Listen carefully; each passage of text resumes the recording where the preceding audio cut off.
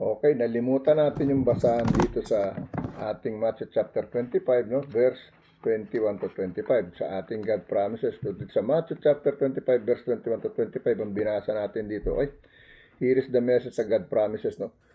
Well done, no?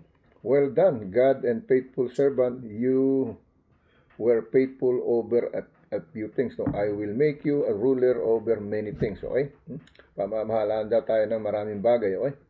Yan ang sinasabi, well done, good and faithful servant. You were faithful over a few things. I will make you ruler over many things. No? Matthew chapter 25, verse 21 to 25. No? So here is the message. No? The cross is a sign of loss. No? The cross is a sign of loss. Shameful, humiliating, no? Humiliating, abject, total loss. No?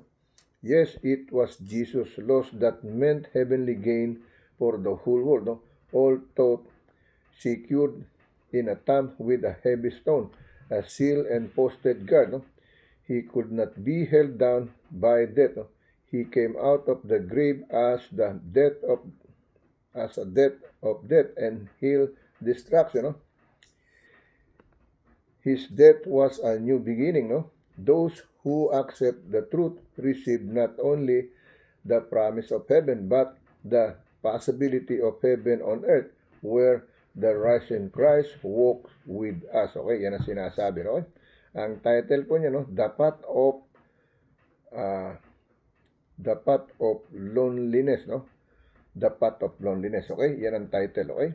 Now, let's go to read dito tayo sa ating John chapter 8, no? O, nabasa na natin to, no? John chapter 8, verse 36 to 40, okay? So, dito na tayo dadao ngayon sa ating 2 Corinthians, no? 2 Corinthians chapter 3, verse 14 to 18, okay? 2 Corinthians chapter 3, verse 14 to 18, okay? So, dito tayo, no? 14 to 18, no? But their minds were blinded, no? For until his day remained the same veil, no? Undertaken away in the reading, no? In the reading of the Old Testament, no? Which veil is done away in Christ, no? Verse 15, no? But even unto this day, no? When Moses is read, the veil is upon their heart, no? I told you, no? God is helping me to make my eyes clear, no? So, dito sa verse 16, no? Nevertheless, when it shall, no? Turn, no? To the Lord, no? The veil shall be taken away, no? Verse 12, no? O, verse 17, no? Now the Lord is the Spirit, and where the Spirit of the Lord is, there is liberty, okay? If there's a spirit with you are free, you have liberty, okay? May kalayaan, okay? Verse 18, no? But we will, with open the face, beholding as in glass the glory of the Lord, are changed into the same image from glory to glory, even as by the Spirit of the Lord, okay? Yan ang sinasabi, no? Ng ating 2 Corinthians chapter 3, verse 14 to 18. No? Now, let me read in Tagalog version, okay? Tagalog version, okay? Dito tayo sa Tagalog version. Dalawa Korinto, pahina 3, versikulo, no? O, sa ano, no? Dalawa. Sa 2 Corinthians chapter 3, verse 14 to 18. No? 2 Corinthians chapter 3, verse 14 to 18. Dapat ang kanilang mga pag-iisip ay nagsitigas, sapagkat hanggang sa araw na ito, pagka binabasa ng matandang tipan na talakbong ding iyon ang nananatili at hindi itinataas, na ito'y inalis sa pamamagitan ni Kristo, okay? No? Binago, ibig sabihin binago ni Kristo, okay? Binago sa panahon ni Kristo yung mga batas na hindi magaganda, yung maraming asawa. Yan ang kasi ayaw pakinggan ng iba, no? Ayaw nilang tanggapin, no? Lalo na yung mga Islamic, gusto nila maraming asawa, no? Dito tayo sa versikulo 15, no? Datapat hanggang sa araw na ito, no? Kailan may binabasa ang mga aklat ni Moises, no? At may isang talakbong na nakatakip sa kanilang puso. Okay? Okay, balikan natin yung versikulo 15, no? Datapat hanggang sa araw na ito, balikan natin sa 2 Korinto pahina 3, versikulo 14 hanggang 18. Okay? Sa Tagalog version. No? Let me repeat again in Tagalog version. Dadapat ang kanilang mga pag-iisip ay nagsitigas sapagkat hanggang sa araw na ito, no? Pagka binabasa ang matandang tipan at ang talakbong ding, iyan ay nananatili na hindi tinataas, na ito'y inalis sa pamamagitan ni Kristo. Okay? Inalis, binago, ibig sabihin. Okay? Versikulo 15, dadapat hanggang sa araw na ito, kailan may binabasa ang mga aklat ni Moises, ay may isang talakbong na nakatakip sa kanilang puso. Okay? So parang hindi pa nila matanggap, ibig sabihin. Okay?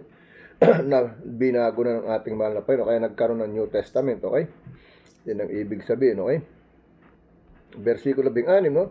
Ngunit, no, kailan may magbalik sa Panginoon ay maalis ang talakbong. Okay? Pagbalik ka sa Panginoong Jesucristo, maalis ang iyong hindi paniniwala, ang pagkatigas ng iyong puso. Okay? Versikulo 17, no, ngayon sa Panginoon ay inyong espiritu, at kung saan naroon ang espiritu ang Panginoon, doon ay may kalayaan. Okay? May freedom. Okay? Liberty. Okay? Versikulo 18, dadapat tayong lahat ay walang talakbong ang muka at tumataginting gaya ng sa isang salamin, no? Sa kaluwalhatian ng Panginoon ay nababago tayo sa gayon ding larawan mula sa kaluwalhatian hanggang sa kaluwalhatian na gaya ng mula sa Panginoon na Espiritu. Okay? Napapatulad tayo sa ating Panginoong Jesucristo, no? Bilang anak ng Diyos Ama. Okay? Now, let me read in Spanish, okay? Okay, now let me read this in Spanish word, okay? 2 Corintios kapitulo 3, versikulo 14 hanggang 18, no? Pero el entendimiento de ellos sí imboto porque hasta el día de hoy, no? Cuando leen el antiguo pacto, le guida el mismo velo ni descubierto, en cual por Cristo es quitado. Okay, versikulo 15, no? Y aún hasta el día de hoy, cuando si lee y Moisés, el velo está puesto sobre el corazón de ellos. So, versikulo 16, no? Pero cuando si conviertan al Señor, el velo si quitará. Okay? Versículo 17, ¿no? Porque el Señor es el Espíritu, y donde está el Espíritu del Señor, allí hay libertad. Okay? Versículo 18, ¿no? Por tanto, nosotros todos mirando y cara desorbienta como en un espejo la gloria del Señor, somos transformados de gloria en la misma imagen como por el Espíritu del Señor. Okay? Yan yung ating 2 Corintios kapitulo 3, versikulo 14 hanggang 18 sa Spanish. No? Now, let's go to the last one that we have. Okay? The last one that we have, 2 Corinthians also, chapter 10, verse 48. Okay? 2 Corinthians chapter 10, verse 48. Okay? Here is the message. No? For the weapons of our welfare, no? For the weapons of our warfare, no, are not carnal, no, are not carnal, but mighty through God to the pulling down of strongholds. Okay? Pulling down of the strongholds. Verse 5, casting down imagination in every high thing that exalted itself against the knowledge of God, and bringing into captivity every thought that every thought to the obedience of Christ, no? Verse 6, no? And having in readiness to revenge all disobedience where your obedience is fulfilled, okay? Verse 8, no? Verse 7, do ye or you look on things after that outward appearance? Question mark. If any man trusts to himself that he is Christ, let him of himself think this again, no? That, no? As he is Christ, even so are we Christ, no? Yan sinasabi, verse 8, no? For thought I should boast somewhat, no, more out of authority which the Lord hath given, no, as for edification and not for your destruction, I should not be ashamed. Okay? Hindi tayo maisa na tayo anak ng Kristo o katulad ni Kristo, because it said, no, live like Him, walk with Him, take your cross and follow. So let's be in Christ, no?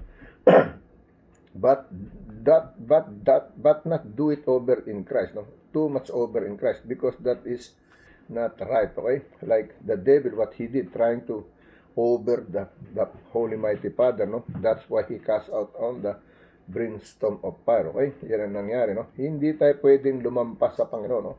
Susunod lang tayo sa Kanya. Maliwanag na sinasabi, mamuhay ka ng katulad ko, lumaad ka sa lakad ko, at bit-bit mo kasi sumunod ka sa akin. Hindi lampasan mo siya, no? Ibig sabihin, no? Hakbangan mo siya, hindi sinabing ganun, okay? Okay, sumunod ka lang sa lakad. Ibig sabihin, okay, yung iba nagmamagaling masyado kaya pumapalya, okay?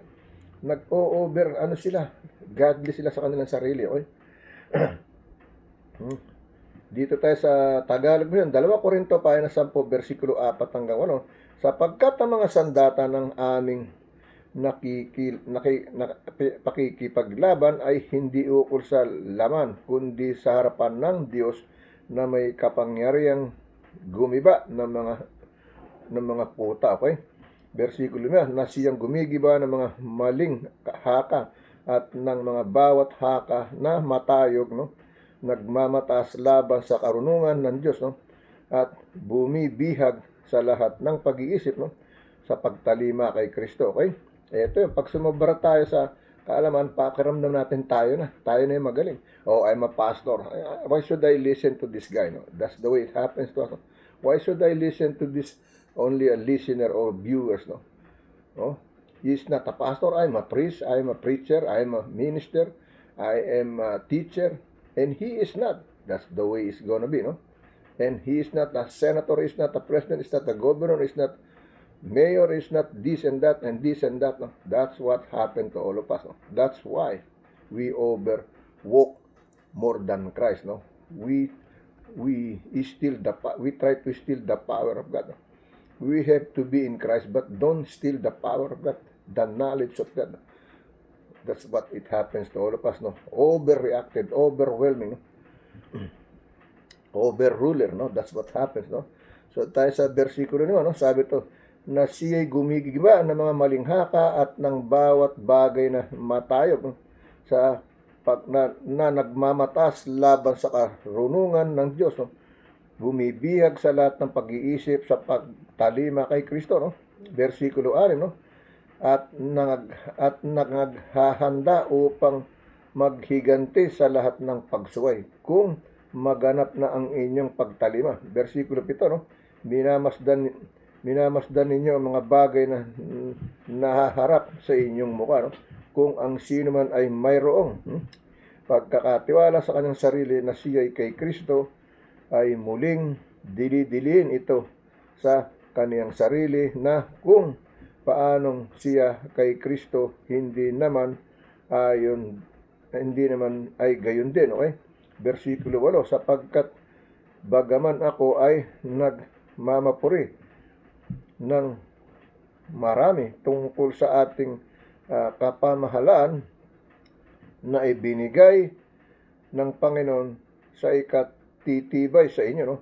At hindi sa ikagigiba ninyo, at hindi ako mapapahiya, okay? Yan ang ibig sabihin. Ang lino-lino na sinasabi, no? Ang sabi rito sa versikulo, no? The last verse, no? It's very clear, no? Sapagkat bagaman ako'y magmapuri ng marami tungkol sa aming kapamahalan na ibinigay ng Panginoon sa ikatitibay sa inyo at hindi ikagigiba ninyo at ay hindi ako mapapahiya. Okay? Ayaw ng Diyos na sa'yo mapahiya. Kasi you are talking and overwhelming. Oh, I'm the best one. I am the great one. I am the child of God. Don't use God in vain. Don't use God in vain. Don't even say the word of God in nothing. Okay? Now, if you're trying to send some message, surrender to the Lord God. Don't say it by yourself. Ask God to help you to say it by Him, not by me, but by Him, by Holy Spirit, to send the message clear. Trump doesn't want war. It's very clear. But who start the war? It said, when you plant bad, you're gonna harvest bad. When you plant good, you're gonna harvest good. So that's what's happened to all of us, all over in the world, okay? Now I see some video here again in the Philippines. The young lady said, bloggers of the other side, she was killed and this and that. No? Why? Because he planned bad things. Then he gonna harvest bad things. No? He's supposed not to be with them with a lie, no? With a lie, no? Testimony with a lie, no? Okay? That's what happened on them, okay? That's what I see, no? I'm not God, but that's what I see, okay? I'm only human being, no? But I'm using the Spirit of God to you, not to be trying to separate you, trying to fight to give you fight to each other, no? But to unite, no? In one Spirit of God, the good Spirit of God, not the bad, not the evil and the God, no? No. So let us pray all together, okay? Lord God, once again, here I am again to thank you, to guide me, to be with me, to speak by yourself, not only by me. I'm only here because of you, with the holy of your mother, with the holy Spirit of the Father of the Most High, and you as a Son Jesus of the Father, with the Holy Spirit in three and truly one God, Lord God. Lord, may you guide us, protect us, make us safe, healthy, strong with all our loved ones, family, health, relatives, and friends all over in the world, worldwide, nationwide, universal, Lord God. Your power is undefeated, Lord God. No one can defeat your power, Lord God. Your holiness, your unlimited love, Lord God. Your healing power, everything, Lord God. It comes from you. It never comes from anyone and other gods, Lord God. But by you, the only God, the Father, the Son, and the Holy Spirit, in truly one God, in one Holy Spirit, in Jesus' name that we always call and pray. Amen. Lord, may you, once again, I pray for you. I declare to you for the healing of my brother-in-law, Romualdo Magsino Luis Torgan, and my auntie, Tita Anita Briones Argao, Lord God.